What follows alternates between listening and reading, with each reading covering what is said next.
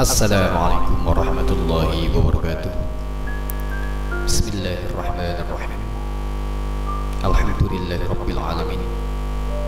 Allahumma salli ala sayyidina Muhammad wa ala ali sayyidina Muhammad. Kali ini saya akan membahas tentang untuk apa kita diciptakan di dunia ini. Ma'asyiral hadirin wal hadirat. Segala puji bagi Allah, Rabb semesta alam. Salawat dan salam kepada Nabi kita Muhammad sallallahu alaihi wasallam, kepada keluarga, para sahabat, dan yang mengikutinya dengan baik hingga hari pembalasan. Kali ini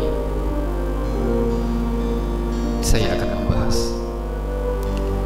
apa sih tujuan kita diciptakan di dunia ini.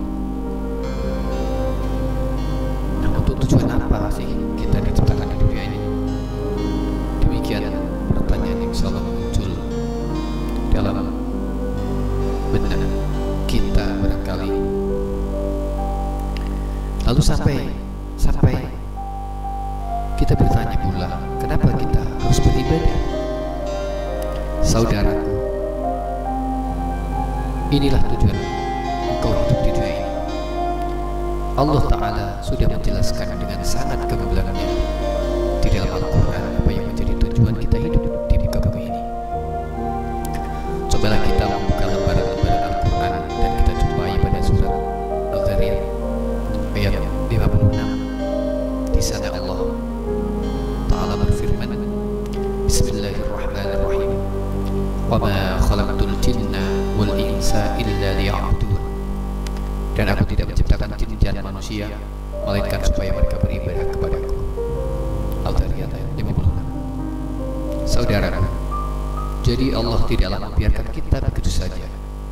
Bukanlah Allah hanya memerintahkan kita untuk makan, minum, melepas lelah, tidur, mencari sesuap nasi untuk keberlangsungan hidup.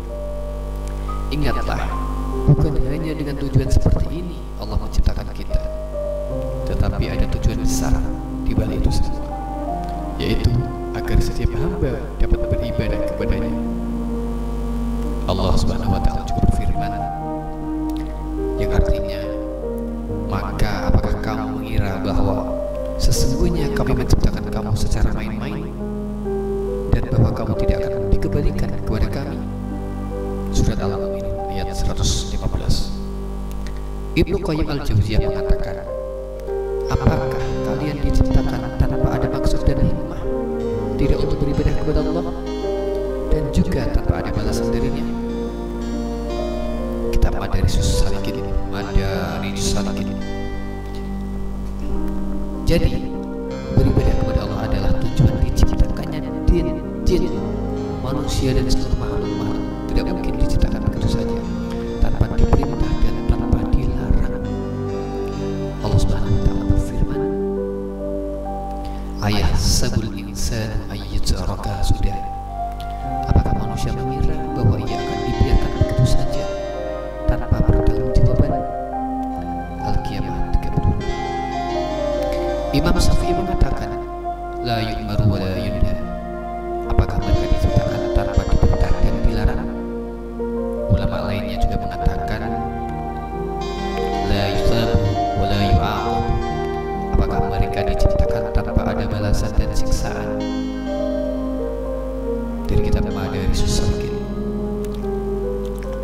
Bukan berarti Allah butuh pada kita, justru kitalah yang butuh beribadah pada Allah.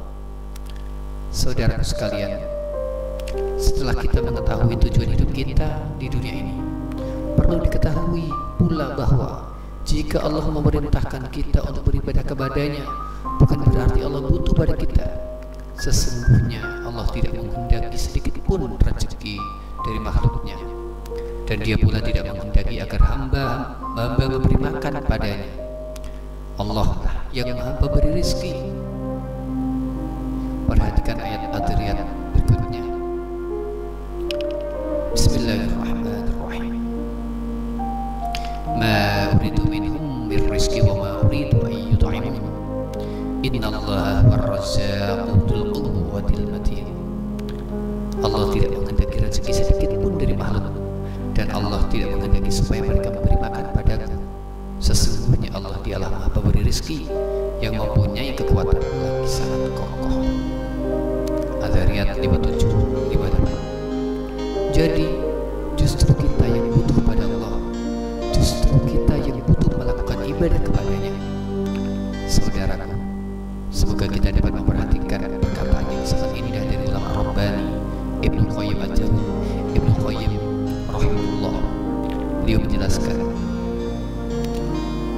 beliau mengatakan dalam ayat tersebut Allah mengabarkan bahwa Dia tidaklah menciptakan jin dan manusia karena butuh pada mereka, bukan untuk mendapatkan keuntungan dari makhluk tersebut, tetapi Allah Ta'ala menciptakan mereka justru dalam rangka berderma dan berbuat baik pada mereka, yaitu supaya mereka beribadah kepada Allah, lalu mereka pun nantinya akan mendapatkan keuntungan.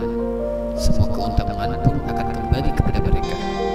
Hal ini sama halnya dengan perkataan seseorang, jika engkau berbuat baik, maka semua kebaikan tersebut akan kembali padamu. Jadi barang siapa melakukan amalan soleh, maka itu akan kembali untuk dirinya sendiri.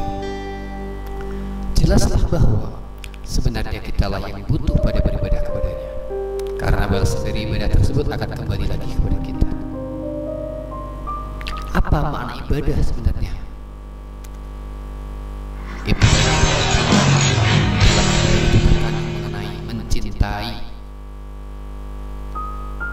Mengenal, mencintai, dan tunduk pada Allah. Bahkan dalam ibadah terkandung segala yang Allah cintai dan ridhoi. Tidak sentral dan yang paling urgent dalam segala yang ada adalah di hati, yaitu berupa keimanan, mengenal dan mencintai Allah, takut dan bertaubat padanya, bertawakal padanya, serta ridho terhadap hukumnya. Di antara bentuk ibadah adalah sholat, zikir, doa, dan membaca Al-Quran. Tidak semua makhluk merealisasikan tujuan penciptaan ini. Perlu diketahui bahwa iradah, kehendak Allah itu ada dua macam. Pertama adalah iradah diniyah, yaitu setiap sesuatu yang diperintahkan oleh Allah berupa amalan soleh. Namun orang-orang kafir dan fajir, ahli maksiat, melanggar perintah ini. Seperti ini disebut dengan iradah diniyah. Namun amalannya dicintai dan diridhoi. Iradah seperti ini bisa terrealisir dan bisa pula tidak terrealisir. Kedua adalah iradah kauniyah, segala sesuatu yang Allah takdirkan dan kehendaki, namun Allah tidaklah memerintahkannya. Contoh, perkara-perkara mubah dan bentuk maksiat, perkara-perkara semacam ini tidak Allah perintahkan dan tidak pula diridhoi. Allah tidaklah memerintahkan makhluknya berbuat kejelekan. Dia tidak meridhoi kekafiran walaupun Allah menghendaki, menakdirkan dan menciptakannya. Dalam hal ini, setiap yang Dia kehendaki pasti terlaksana, dan yang tidak Dia kehendaki tidak akan terwujud. Jika kita melihat surat Al-Zariyat ayat 56 tadi, tujuan penciptaan di sini termasuk iradah diniyah. Jadi tujuan penciptaan di sini tidaklah semua makhluk mewujudkannya. Oleh karena itu, dalam tataran realita ada orang yang beriman dan ada orang yang tidak beriman. Tujuan penciptaan di sini yaitu beribadah kepada Allah adalah perkara yang dicintai dan diridhoi, namun tidak semua makhluk merealisasikannya.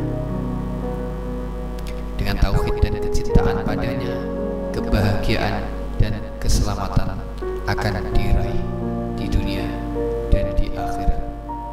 Walhamdulillahirabbil alamin. Wassallallahu ala sayyidina Muhammadin wa ala alihi wa sahbihi wasallam tasliman katsiran.